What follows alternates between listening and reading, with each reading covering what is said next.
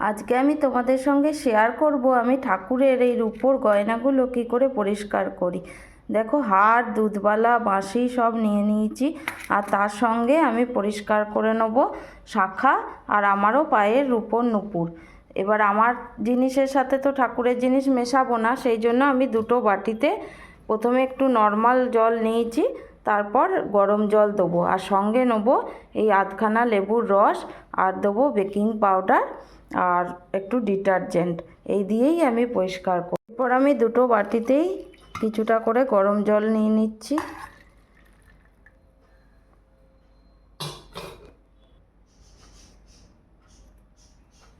দুটো বাটিতেই হাফ চামচ করে দিয়ে দিলাম খাবার সোডা, তারপর দিয়ে দেবো লেবুর রস।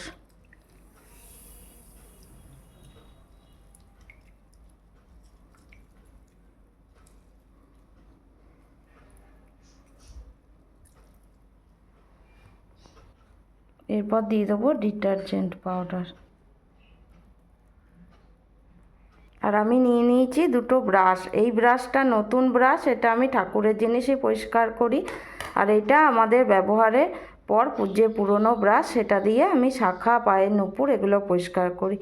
তা আমি প্রথমে ঠাকুরের জিনিসটা করে নেব। এই ছোট বাটিটার মধ্যে আমি এই ঠাকুরের জিনিসগুলো প্রথমে সব ভিজিয়ে দেবো, দিয়ে এই ব্রাশটায় করে নাড়িয়ে দেবো।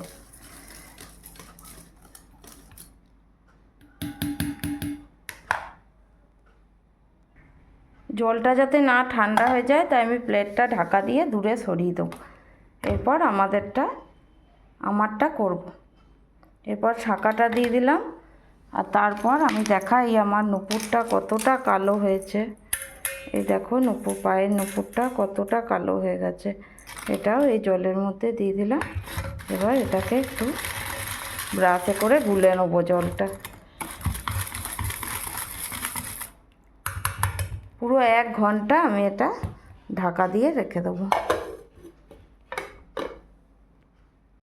1 ঘন্টা পর আমি চলে এসেছি। এরপর এগুলো একটু হাতে তুলে দেখাই। দেখো এখনই কতটা পরিষ্কার হয়ে গেছে। এই দেখো, এরপর আবার আমি ব্রাশে করে ঘষবো, তার ফলে আরও পরিষ্কার হয়ে যাবে। এইটা দেখো একদম কালো হয়েছিল, বোঝাই যাচ্ছিল না কেমন হার গোপু সোনার।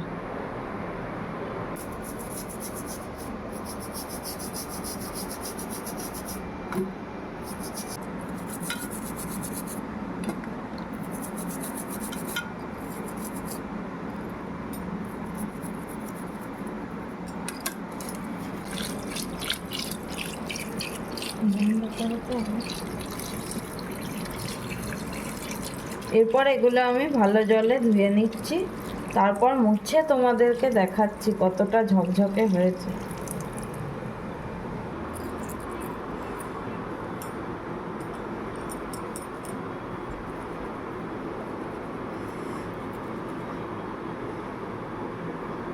দেখো,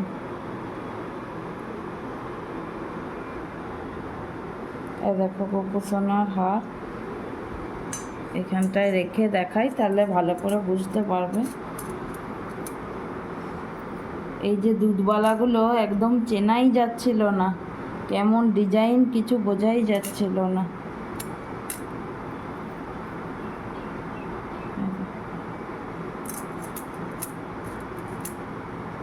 আর বাঁশিটা দেখো, বাঁশির এই যে মুখটা কত একদম চকচক করছে একদম বাঁশিটা। এরপর আমি এবার আমার শাঁখা আর নুপুরটা ভিজিয়ে রেখেছিলাম, এই দুটো এবার পরিষ্কার করে নেব।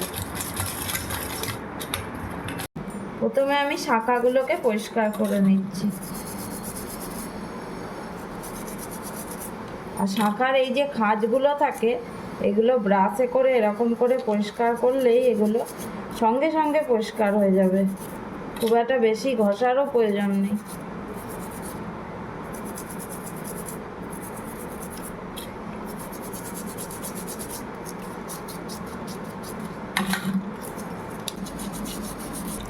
এরপর শাঁখাগুলো আমি ভালো প্লেন জলে ধুয়ে নেব। শাঁখা আর একটা জিনিসেও খুব ভালো পরিষ্কার হয়, সেটা হচ্ছে কেরোসিন তেল দিয়ে। কেরোসিন তেল দিয়ে যদি শাঁখাকে ডলা,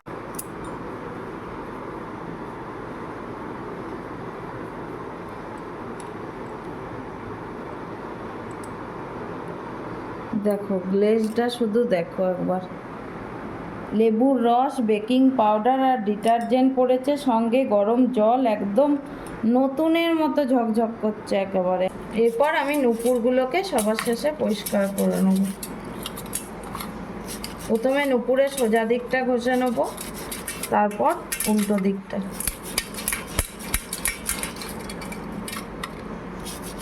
রূপোর জিনিস শাঁখা পরিষ্কারের পদ্ধতিটা যদি তোমাদের একটুও ভালো লেগে থাকে তাহলে প্লিজ একটা লাইক দিয়ে দিও। আর যারা আমার চ্যানেলের নতুন বন্ধু আছো তারা অবশ্যই চ্যানেলটিকে সাবস্ক্রাইব করে আমার পাশে থেকো।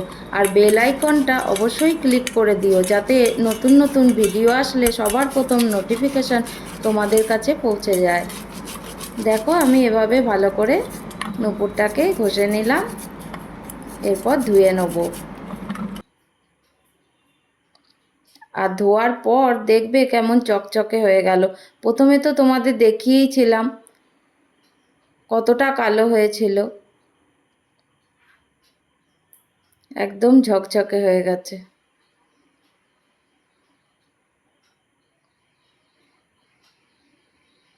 আজকের মতো এটুকুই, আবার তোমাদের সঙ্গে দেখা হবে নতুন কোনো ভিডিওতে নতুন কিছু নিয়ে।